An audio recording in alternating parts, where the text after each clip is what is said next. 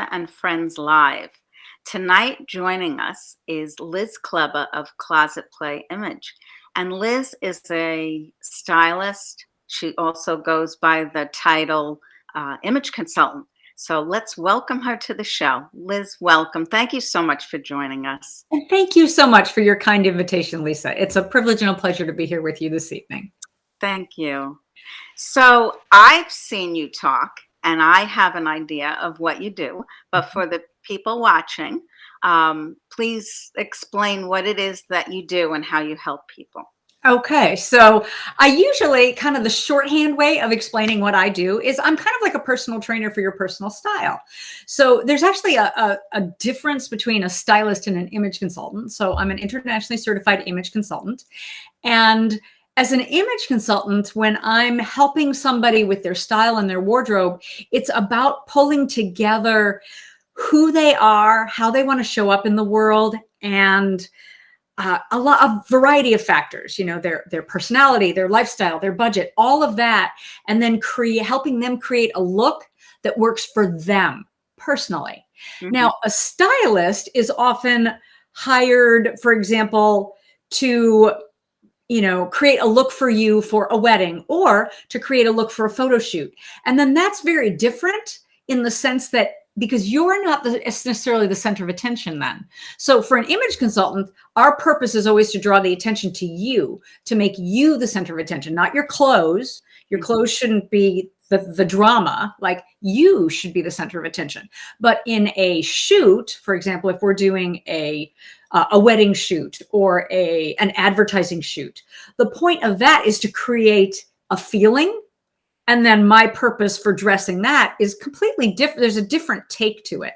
So some people who are stylists just put people in the latest clothes, whether that is really their style or not. So there's kind of a distinction there. An image consultant is doing a deeper dive into who you are and how you want to show up in the world. I guess it's probably the easiest way to do it. So that's why I say a personal trainer for your personal style. Nice. Yeah, I like that. Yeah. Or an interior decorator for the exterior view. Right. And a lot of it is kind of those same steps. You know, an interior decorator comes into your home and they look at the room.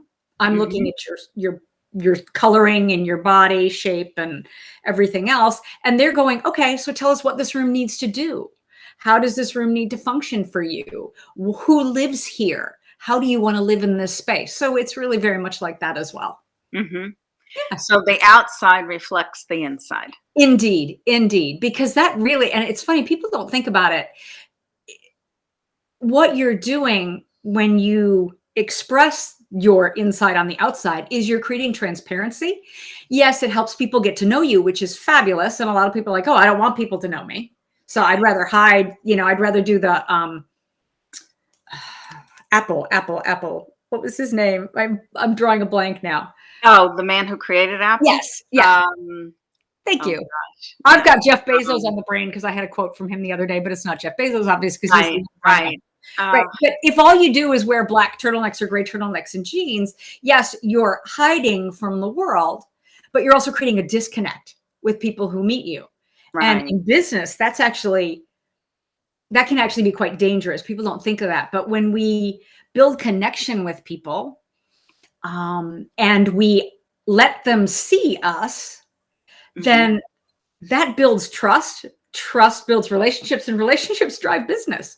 So, you can put on that armor of that dress for success look, which is really passé now. That was very 1980s. We moved from dress to success to dress to impress in the 90s with, 80s and late 80s and 90s with the big Armani suits and everything else. And now we're really much more in a dress to express place, which I think is fabulous because we're actually, in some ways, we've moved forward and gone back all at the same time. Yeah, I like that too because, and Steve Jobs was his name. Thank you. Thank you. How you can forget that? I don't know, but I did. I couldn't think of it for quite a while. For saving our slides. We're up there now at that level where the recall isn't so quick. but I always have had challenges with that whole dress for success type of deal, Mhm. because if I'm not comfortable, I don't feel like myself and I don't function on all eight Yeah, cylinders. exactly. And so I need clothing that feels like me. Yes, exactly. Yeah, you need to And be you. You need to be showing up as you in the world because you're the only Lisa Davidson, SOHN, that I know. I'm sure there's other Lisa Davidsons in the world, but they're not you. And so right, you need to be shining you. So for me, right. this comes actually from a place of faith. I don't know if you're a Brene Brown fan, but she Yes. talks about midlife being the time when the universe kind of pulls you close and whispers in your ear, I'm not blanking around anymore. It's time to show up as you. And so I think for a lot of women in particular, we spend a lot of our lives defined by the people and the relationships around us. Yes. I Yeah. mean, you start out as I'm so and so's daughter, and then you become so and so's student when you're in school, and then you're so and so's girlfriend and so's fiance and so's wife, and then we enter the phase where we're so and so's mom and we lose our name completely. And you spend, if you have children, then you spend 15, 20, 25 years as so and so's mom or a variety of children's mom. And we get to that universe whispering in your ear part.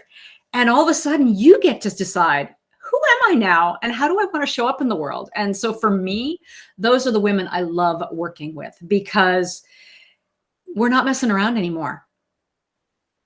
Right. And there's a lot of honesty and there's a lot of soul searching, but it's a really fabulous process. And Mhm. it's a lot of fun. It can be a little tearful in spots. I mean, I won't lie about that, but it's really freeing when Yes. you finally just go, this is who I am. This is how I'm going to show up in the world and just going to be me. Yeah. I mean, when my son Matthew was getting married, I picked out what I wanted to wear to the wedding from Macy's.com, and I sent the articles of clothing descriptions, the links to Uh-huh, my daughter-in-law to be, Marie. uh-huh, And I said, "Is this okay?" And she said, "Mom," because she was already calling me mom at that point. uh-huh. She said, "Mom, if that's what you want to wear, I'm good with that." Yeah, you be you. And I wore dress pants. It was Yeah, in the mother of the groom section, there you go. but I wore dress pants and a pretty blouse. I And remember what you wore. yeah, and that was it because I don't do dresses. There you go. And you don't have to. You don't have to.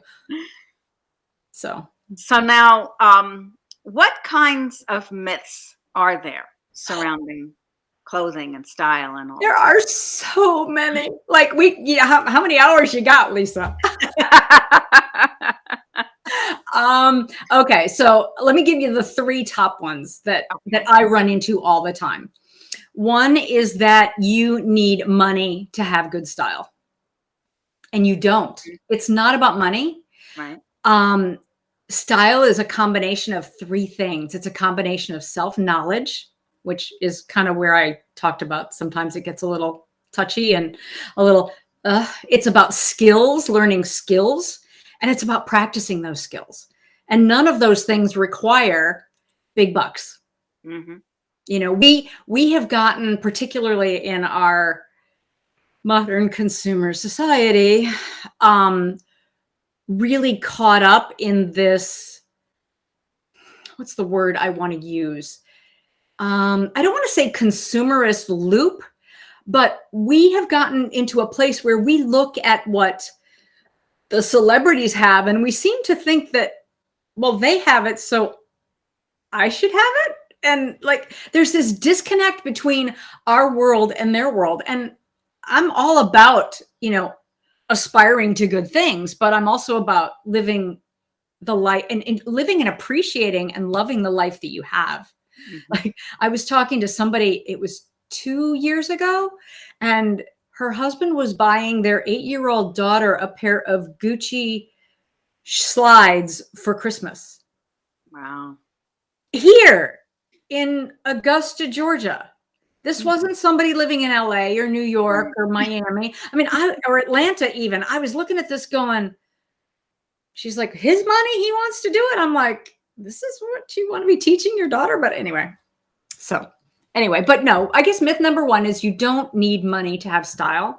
You need to know who you are and gather some skills and practice those skills. I would say myth number two is that black is the best color for everything, because it's not. It can be, depending on your personal coloring and your age and a whole bunch of different factors. But can I show you how black is not always the best color? Sure. Sure. Okay. So my coloring is cool. And so for me, black actually was amazing when I was younger. But no more, as my hair color has gotten lighter and my skin has gotten softer, it drains me. When I wear color, it reflects color back at my face. But if I throw on, and I still have a couple of black things, very few, and I don't own a little black dress, but there we go. So you can see how all of us, so here you've got color reflected up on my face. But the minute I do this, all of a sudden you can see all these shadows under my chin because we're losing all that light. Yeah. And then if I put on like some colors that are really good for me, all of a sudden I've got way more light reflected back up on my face. Right. So I'm not saying no black at all. I'm just saying save it and use it when it's best. Like if I'm going out to dinner and we've got soft lighting, then it's fabulous. But for every day, shouldn't be most people's default. Because there's amazing colors out there. Like why not jump into it? I mean, really, to be honest, color is the fountain of youth. People are busy paying thousands of dollars every year for pills and this, that, and the other thing. Wearing color is the biggest fountain of youth I know. And it's a lot cheaper than Cerovital. Excuse me, I shouldn't be throwing out brand names there, but you know, collagen this and that and human growth hormone this and you know, it's not going to mess with your body. It's just color. Yeah.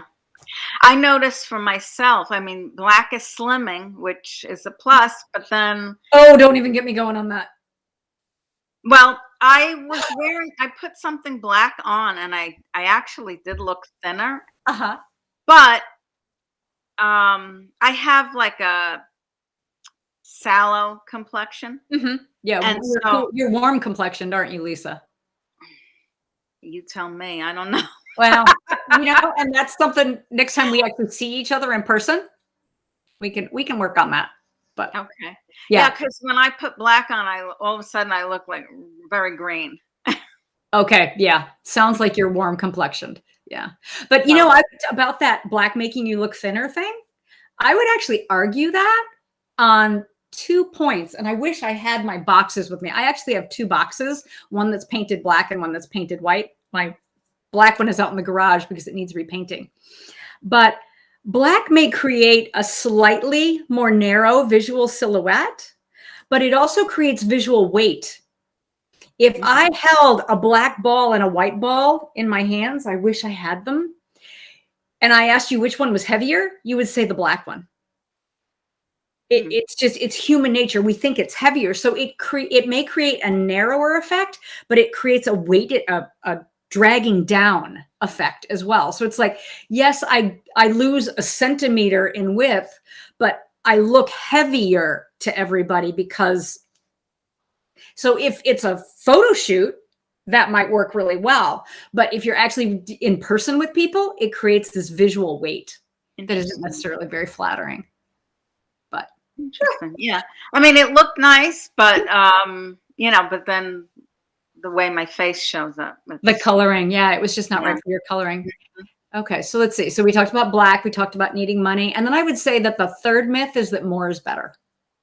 Because it just, people go, oh, well, you know, we're so into the habit of just shopping as a sport or shopping as entertainment or shopping as therapy, retail therapy, right? Right.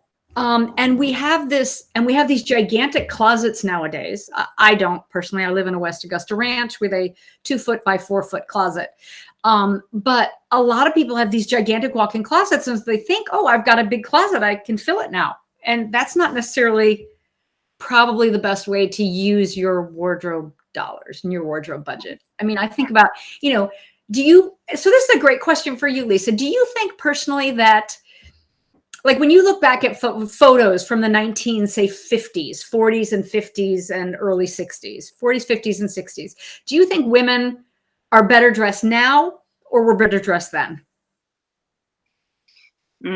Well, better is one of those words. And that is a subjective question. So yeah, I think there was actually more pressure on them then to look a certain way. Okay. Yes, definitely. Now, yeah, more. Used to get dressed up to, tonight's my night out to go see a movie. I'm putting on my best dress. Whereas people don't do that nowadays. To sit in a dark theater, I'll wear jeans and a t-shirt. Thanks. So I think our priorities about clothing have changed in terms of how much we dress up. I mean, during, the pandemic, we're still in the pandemic, sure. But I mean, when we were in lockdown, when we were quarantining, if I put on a bra that was dressed up. That's interesting. Okay. So you and tens of thousands of other people did the exact same thing. I get that. I get that. Yep. So I mean, I think the urge to dress and be formal has greatly diminished every decade. Yeah. Since the 40s. I actually like that because I'm not one of those women who looks for an excuse to get dressed up. This is pretty dressed up for me. They dressed more formally even for every day than we do now, for sure. Yes. Yeah. I mean, little boys wore ties to go to like another kid's birthday party. They don't do that now. You put clean clothes on your child and you say, "Have a wonderful time, sweetie. I'll see you later." I'll see you later. I mean, so things have really changed since then. For sure. But they're still, and nowadays you can let your freak flag fly. And that is that you could not. Yes. And that is like something you can look at somebody and go, "What in heaven's name is she wearing?" But people will say, "I love her sense of style." Right. Because now we really are about, like you say, expressing ourselves through our fashion choices. And the way we put, in the 90s, we had the show Sex and the City. And the character Carrie Bradshaw, and she was known for her outlandish outfits. Right.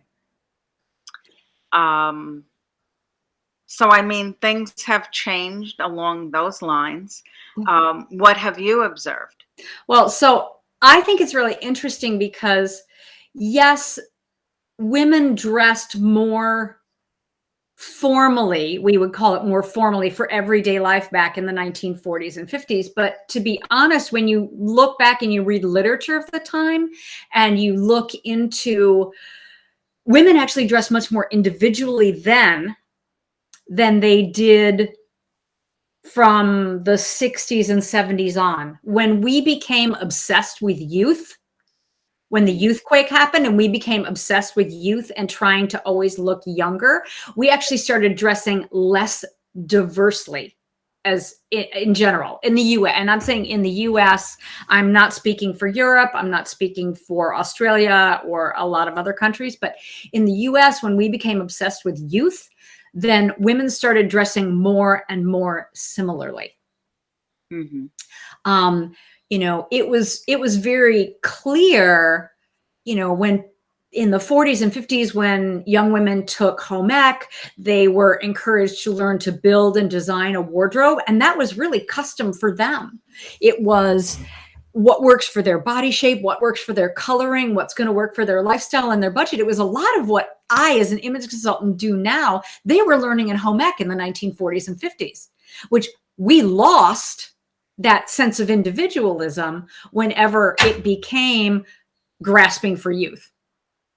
So I sort of see that. But what I'm talking about, the more is better thing, is I think the thing that's so interesting is women, the average woman's closet, American woman's closet in the 1950s consisted of about a week's worth of clothing.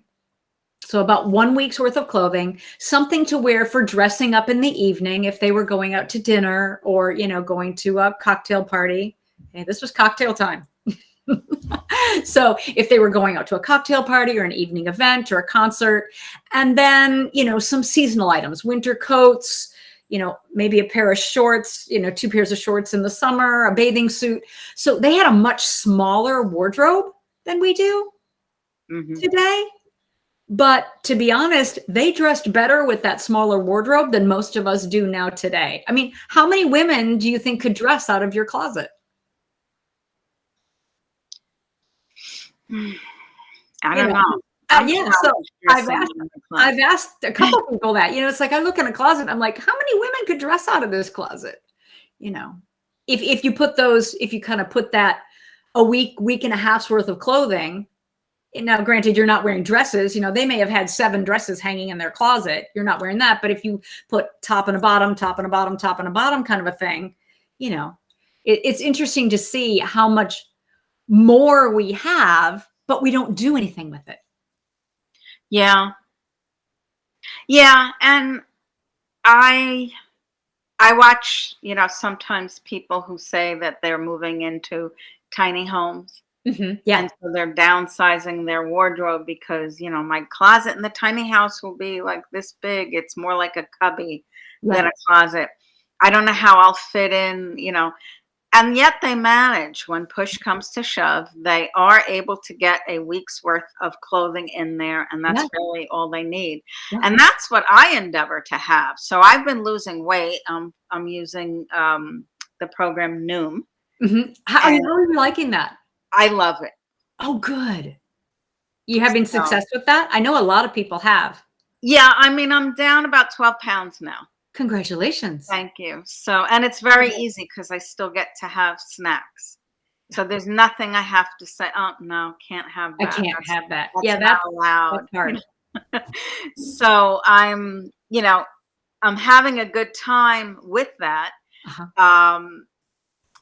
But so I have clothing that still fits, but now I'm going into another size soon, and I know I still have some of those items, but if I go below that, I'm going to have to go out and shop. Yeah. And my plan is to just have like a week's worth.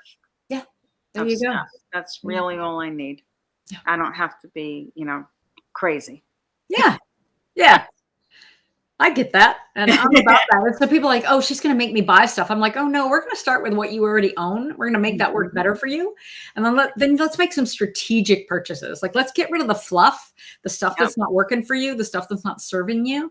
And let's do some really strategic buying, like, you know, 5 items for fall and winter. And when I say items, I mean, you know, all kinds of things.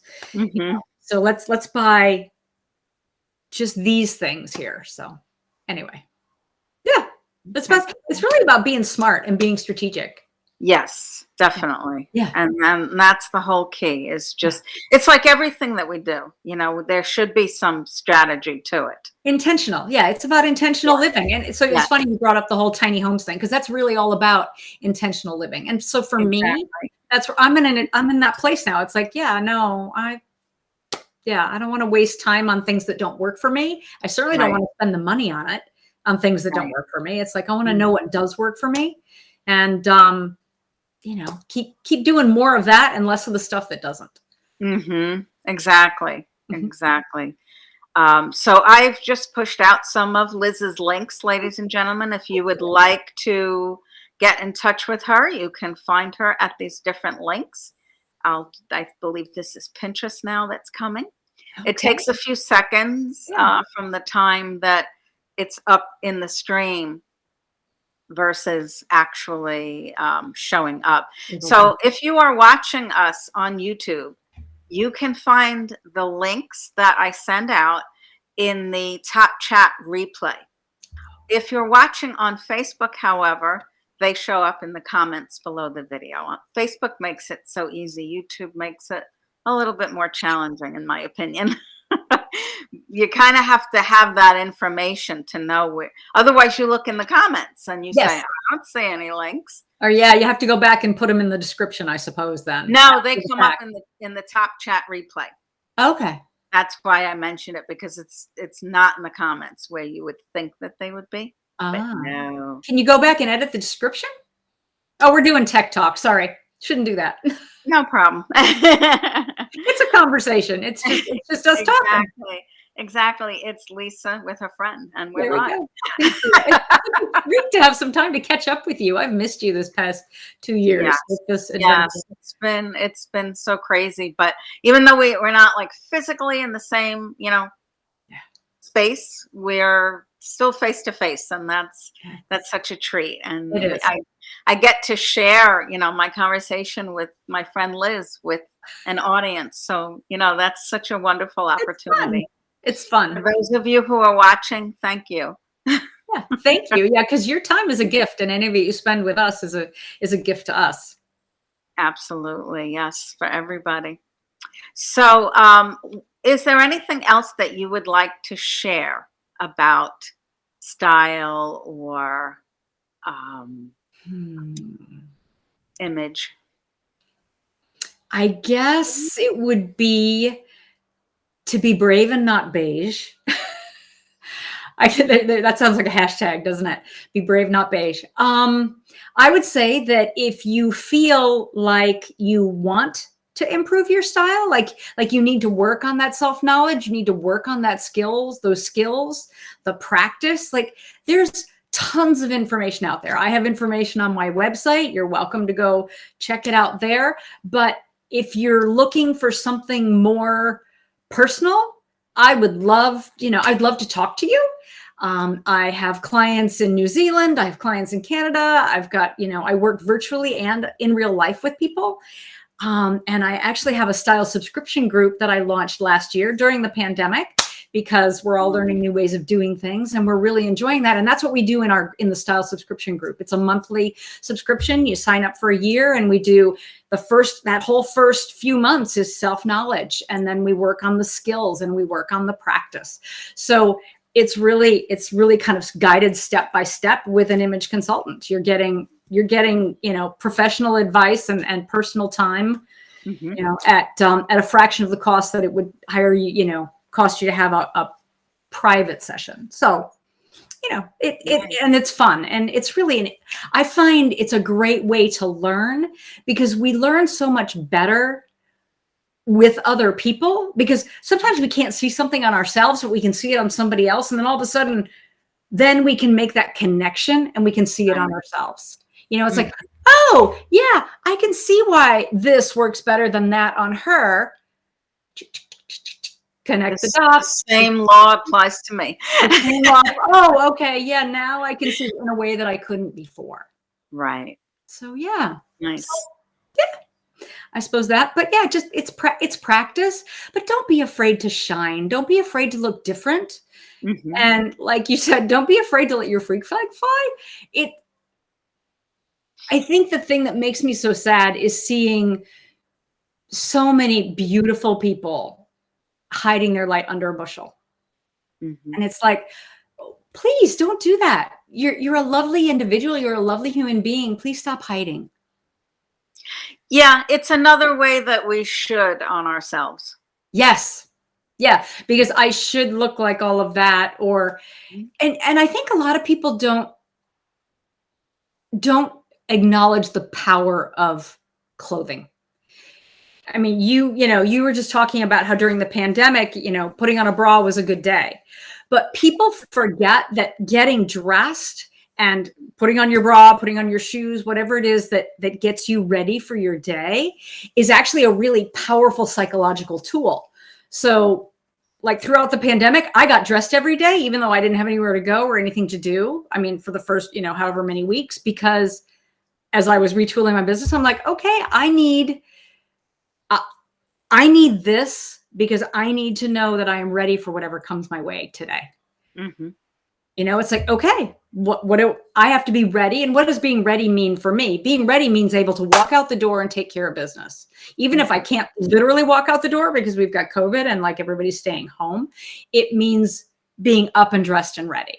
And I think we forget how powerful that is until we do it. And then we go, oh, I feel pretty good today. And not use, I mean, our wardrobe, our clothing and getting dressed should really support us. And it should be a tool in your toolbox for helping you and for, improving your wellness and your well-being and how you feel about yourself. Yeah. So our mutual friend, Jen, Yeah. Jennifer Beveridge, loves to say, she refers to her badass boots. Yes. There we go. Yeah. So that's a great example to illustrate your point. Yeah. Yeah. I believe there are 5 outfits every woman should have. And one of them is a kick A and take names outfit. Whatever it is that makes you feel like you are ready to go kick A and take names. That's one of them. Yeah. I think every woman should have an outfit that makes her feel sexy. I think every woman should have an outfit that makes her feel beautiful. There's a variety of them, but yeah, we all need those. And I think everybody needs those boots or whatever it is that works it for you. For me, I know what mine is. So, and I go by more the feeling of the clothing, not how it makes me feel emotionally. I mean, the physical feeling of the clothing. So I'll have a day where I'm thinking, oh, it's chilly in my apartment today. I think I want to wear fleece. You want to be cozy. Yeah. It's warm and it's soft. Yeah. And then I put on my fuzzy socks and, and I'm like ultra casual, but it does something for me. Yeah. Yeah. And it has nothing to do with what I see in the mirror. Right. And there's a play of both of those going on all the time. Like, I mean, you have to be physically comfortable in your clothes. I mean, no question, right. But everybody has a different comfort level, which is really interesting and fascinating for me as an image consultant, because like, for some people it's tags in the back, itching. And it's like, if there's a tag, they can't focus and can't concentrate. So Jen has her boots. I have to wear real shoes on my feet if I am working. It's like, okay, I may not actually be, going anywhere, but for me, putting real shoes on, not tennis shoes, means I'm at work. It's like, it's the signal to my brain, I'm working. So if I'm sitting here in my slippers, I don't get anything done. But if I go put on a pair of shoes, all of a sudden it's like brain engages and I'm at work. Yeah, see, and I could work all day with... Right. Everybody's got different signals. Right. In my bare feet, and it wouldn't matter. Yeah, that is very interesting. And pajamas, signal to a child, it's time to go to bed. Go to sleep. Yep. Exactly. We all have, have uniforms for different parts of our life. And, using that as a tool is, it's a powerful tool, and a lot of us don't think to use it. So true. Yeah. Thank you so much, Liz, for sharing all of that with us. It's been a treat to be with you today. So I have created mandalas lately. I'm on this mandala kick. I'm like in love with them. And as a digital artist, up until recently, my work has been confined to very simple types of designs, mostly text, or I find things that I'm licensed to use, and I'll put those designs on mugs and shirts and the like. And so for me to be able to, if you gave me like a pencil and paper and said, create, Lisa, I would probably hand you back something that looked like a 6-year-old made it. But with the mandalas, because I'm using my iPad and different apps, I'm able to create actual art. Nice. So I'm having such a great time creating. So I've made toddler shirts. I'm going to be making them for adults soon. But Yeah, you could see the energy going in toward the center and Yeah. coming back out to the periphery. Mhm. And in Sanskrit, the word mandala means circle, Mhm. and it represents the energy of life because we're always in flux. Mhm. And so there's this design, and then I created another. Let me just find it. Come on, I know you're here. Ah, here's, no, I just lost it. There's one. So that one is in red. Mhm. And I love, because I've got the broad strokes in the center Mhm. and then the thin on the, more toward the periphery of it.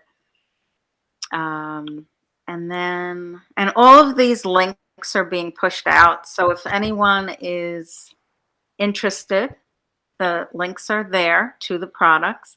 And this one I absolutely love Ooh. because, yeah, because it's white on black and it's very detailed. So unfortunately, unless you click the link and actually go to the site, you can't really appreciate the detail, but it is very detailed. I love that one. It's one of my favorites so far. Yeah. I was kind of giggling at the red one. The center part reminded me of Iron Man and his arc reactor. Oh, Right there in the middle, that red. I'm like, oh look, it's Iron Man's arc reactor. cool. I had no idea because I'm not used to Iron Man, but good Just to know. yeah, yeah, I'm geeking out over here. Oh, that's okay. Go right ahead. I actually really enjoy that part of you. I live with a lot of superhero fans, so Nice. yeah, it's all That's so good. cool. I'm And I'm learning all about my universes. yeah, well, listen, I stood up in front of a networking group, told the story about my mammogram and said, I am super boobs. So inside everyone is a superhero. Yeah, I think you are very right. I will not disagree with you on that one, Lisa. So, ladies and gentlemen, if you are an entrepreneur as well and you would like to be on the show, please fill out the application. I'm sending the link out now. Nice. And again, on YouTube, it is in the top chat replay. And on Facebook, it is in the comments right below this video. Just click the link, fill out the application. The link is called Entrepreneur Application. So when you click that, you will go to my Google form. I'm not asking you for your life story. It's pretty quick. I would say within 3 minutes, you'll be done filling it out. And then if I think you're a good fit for the show, I will definitely invite you to be on. Thank you all for watching. And Liz, thank you again for being here. We really appreciate you. It has been a treat. It's a treat to spend some time with you tonight, Lisa, and with your Thank friends. So you. thank you. Thank you. And I will be back next Tuesday again at 7:30 Eastern. I will